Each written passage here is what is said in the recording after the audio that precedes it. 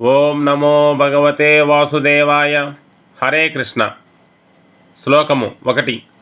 వసుదేవసుతం దేవం కంసచానూరమర్ధనం దేవకీ పరమానందం కృష్ణం వందే జగద్గురుం.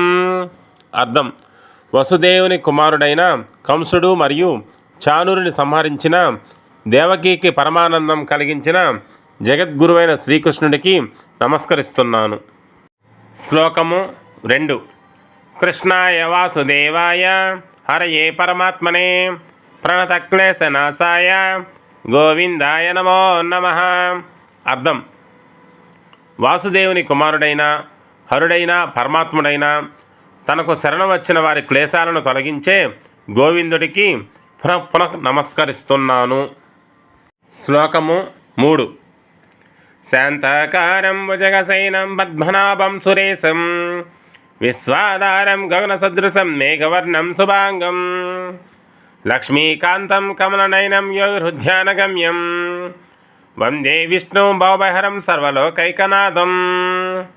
అర్థము: శాంత స్వరూపుడైన ఆదిశేషుని శయిగా చేసుకున్న పద్మనాభుడైన దేవతల అధిపతి అయిన విశ్వాధారమైన ఆకాశ సమానమైన మేఘవర్ణుడైన శుభరూపుడైన లక్ష్మీకాంతుడైన కమలనయనుడైన యోగుల హృదయంలో ధ్యానమందు లభించే భవభయహరుడైన సర్వలోకాల నాథుడైన విష్ణువుకి నమస్కరిస్తున్నాను.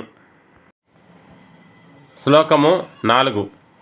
నమో బ్రహ్మణ్య దేవాయ గోబ్రాహ్మణితాయ చ జగద్దితాయ కృష్ణాయ గోవిందాయ నమో నమః.